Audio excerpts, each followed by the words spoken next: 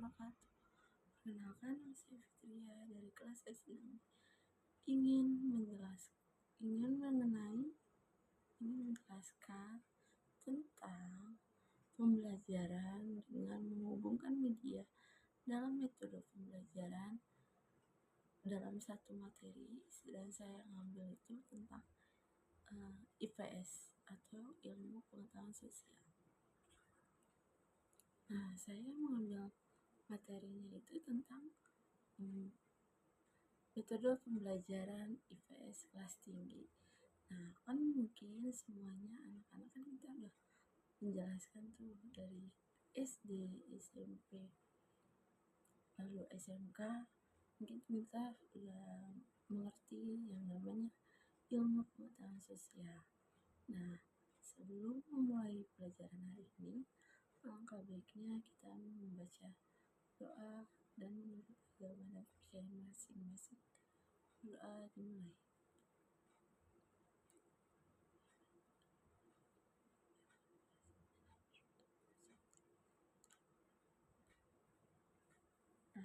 Nah, selesai. Nah, sebelumnya sebelum ibu menjelaskan materi hari ini, gimana kabar kalian hari ini anak-anak? Baik? Alhamdulillah baik semua ya. Hari ini ada yang tidak masuk semua. Oke. Nah, ibu akan menjelaskan tentang metode pembelajaran dari IPS kelas tinggi itu. Kan kita udah tahu ya, mata pelajaran IPS kan udah banyak yang kita pelajari dari zaman SD, SMP, dan SMK. Nah, di sini ibu akan menjelaskan sedikit aja materinya untuk kalian mengenang lagi di masa-masa yang sudah tidak, dalam masa-masa lalu kalian lah yang udah nggak suka lupa dengan materinya. Nah, pelaksanaan proses pembelajaran dari berbagai mata pelajaran di sekolah dasar pada umumnya bertujuan untuk mengembangkan seluruh potensi yang ada pada diri peserta didik, baik potensi aspek kognitif, aspek afektif, maupun aspek psikomotor. Ilmu pengetahuan sosial atau IPS merupakan salah satu mata pelajaran yang diberikan mulai dari sekolah dasar SD sampai sekolah menengah pertama atau SMP, berusaha memberikan wawasan secara komprehensif tentang peristiwa, fakta, konsep generasial yang berkaitan dengan isu-isu sosial, baik tradisi dalam ilmu sosial termasuk konsep teori, fakta, struktur, dan komunikatif, serta relasi relevan dengan situasi dalam kondisi yang berkembang dalam masyarakat. Nah, di mana kurikulum tingkat satuan pendidikan atau KTSP 2006 menegaskan bahwa melalui mata pelajaran IPS, peserta didik diarahkan untuk dapat menjadi warga negara Indonesia yang demokratis dan bertanggung jawab, serta warga dunia yang dicintai damai. Fenomena kehidupan global di masa mendatang yang penuh dengan tantangan menuntut mata pelajaran IPS untuk dirancang bisa mengembangkan pengetahuan, pemahaman, dan kemampuan analisis terhadap kondisi sosial masyarakat dalam memasuki kehidupan masyarakat yang dinamis. Pembelajaran IPS di sekolah dasar perlu disusun secara sistematif, komprehensif, proses pembelajaran menuju kedewasaan dan keberhasilan dalam kehidupan bermasyarakat. Pendekatan tersebut diharapkan mampu membina siswa agar menjadi warga negara Indonesia yang bertanggung jawab dan warga di dunia yang efektif dalam masyarakat global yang selalu mengalami perubahan setiap saat. Untuk itu, pembelajaran IPS perlu dirancang untuk membangun dan merefleksi kemampuan siswa dalam kehidupan bermasyarakat yang selalu berubah dan berkembang secara terus-menerus. Nah, menurut KTSP itu kan 2006, tujuan mata pelajaran ilmu pengetahuan sosial di sekolah dasar agar peserta didik memiliki kemampuan mengenal konsep-konsep yang berkaitan dengan kehidupan masyarakat dan lingkungan, memiliki kemampuan dasar untuk berpikir logistis dan kritis, rasa ingin tahu, inquiry, memecahkan masalah, dan keterampilan dalam kehidupan sosial, memiliki kompetensi dan kesadaran terhadap nilai-nilai sosial kemanusiaan. Nah, memiliki kemampuan berkomunikasi, bekerjasama, dan berkompetisi dalam masyarakat yang maju dan tingkat lokal, nasional, dan global. Nah, Jarolimex mengharapkan bahwa pendidikan pengetahuan sosial hendaknya mampu mengembangkan aspek pengetahuan dan pengertian confidence and understanding, aspek sikap dan nilai, attitude and value, serta aspek keterampilan skill pada siswa, aspek pengetahuan dan pengertian dengan pemberian bekal pengetahuan dan pemahaman siswa tentang dunia kehidupan masyarakat di sekitar. Aspek sikap berkaitan dengan pemberian bekal mengenai dasar-dasar etika dan norma yang nantinya menjadi orientasi nilai dan kehidupannya di masyarakat.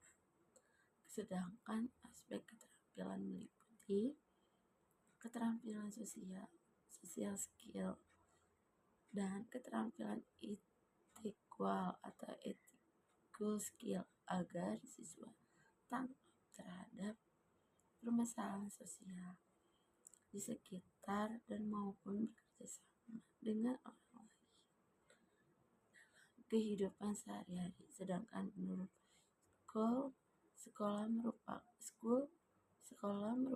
wahana yang sangat penting dalam pendidikan nilai norma serta perilaku yang demokratis.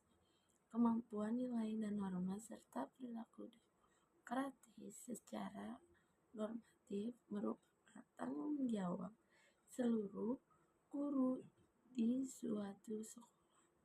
Namun, secara legal akademik, tanggung jawab tersebut pada guru mata pelajaran pendidikan kewarganegaraan maupun ilmu pengetahuan sosial. Oleh karena itu, pengembangan nilai dan norma serta sosial, perilaku demokrasi, perilaku keberkembangan secara kreatif dalam proses pengembangan PKN dan IPS. Untuk mencapai tujuan mata pelajaran IPS di sekolah dasar tersebut perlu dikembangkan strategis pembelajaran IPS yang aktif, kreatif, dan efektif, dan menyenangkan.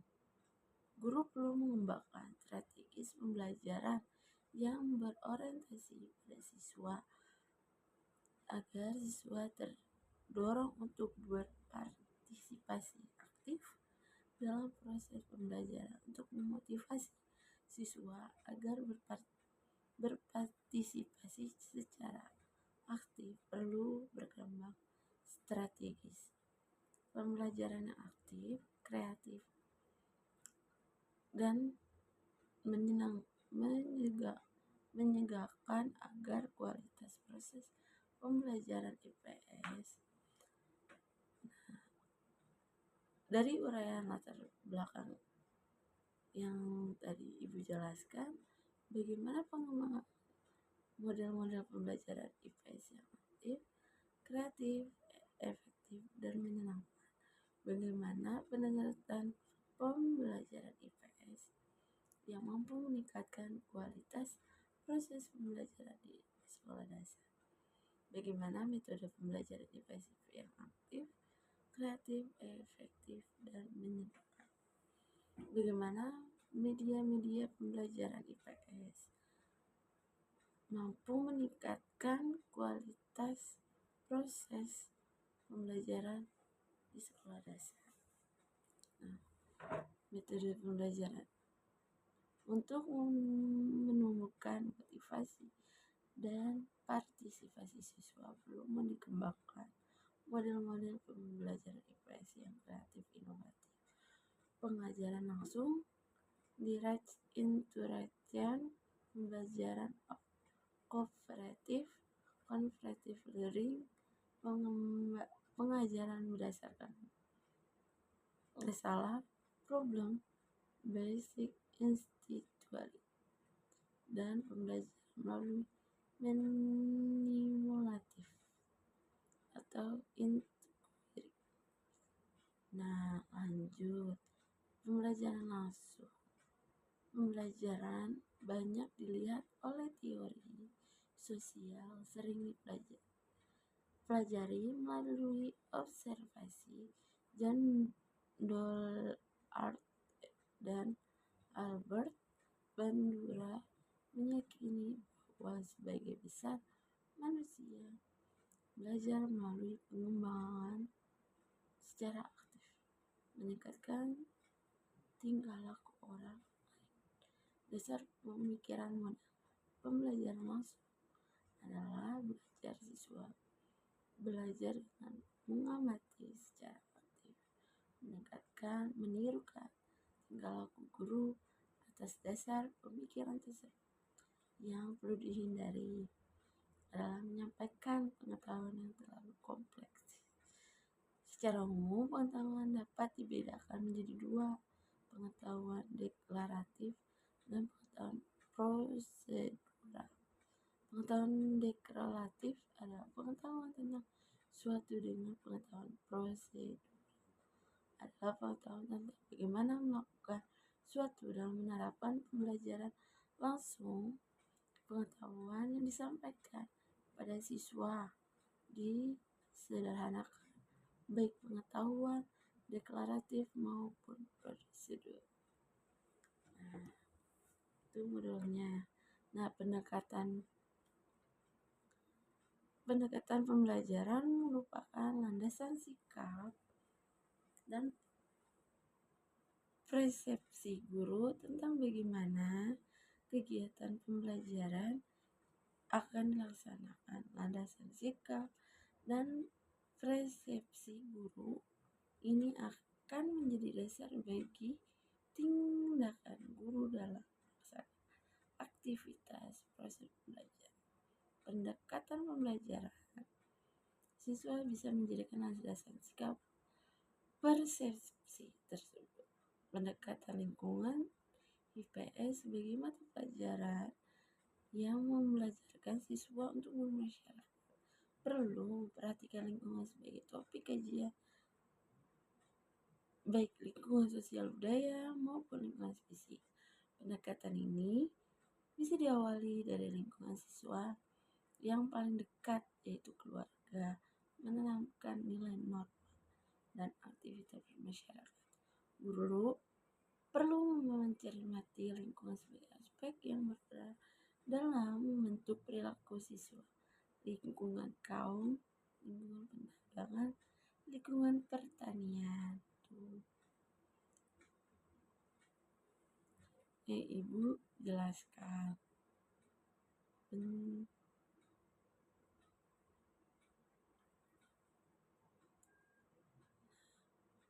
Macam-macam metode pembelajaran IPS itu metode ceramah, metode tanya jawab, diskusi, simulasi, penugasan, permainan games, cerita, karya siswa atau studi lapangan, sosial drama, bermain peran, terus metode pameran, metode proyek. Nah, pemilikan metode sesuai dengan kreatif topik kajian yang akan disampaikan, ditunjukkan oleh sarana dan prasarana yang siswa dengan latar belakang kebutuhan siswa. Medianya itu memiliki karakteristik dan keunggulan masing-masing. Maka guru dapat memilih dan menentukan macam-macam media sesuai dan bahasa dan karakteristik materi pembelajaran agar pemilihan dan penentuan media tersebut bisa aktif, perlu pertimbangan kriteria objektif. Dalam memiliki media perlu meminta saran atau pendapatan dari tim mesin jawab, bukan berdasarkan kesengajaan pribadi. Nah, penentuan media bisa menunjukkan pencapaian tujuan program pembelajaran atau sesuai dengan pokok bahasa yang disampaikan. Sarana program ini siswa di proses pembelajaran siswa tentu memiliki kemampuan intelektual, tentu perlu.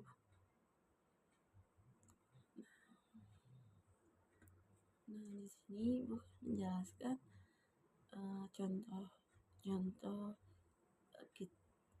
tentang jenis-jenis media yang Ibu jelaskan. Alat pengajar contohnya papan tulis, papan pamer, mesin pengadaan. Media cetak contohnya buku, majalah, surat kabar, jurnal, buletin, pamflet, dan lain. Media visual, transparansi, silit, flamestick, grafik, cat, mood, analisis gambar, foto, peta, grup, dan lainnya.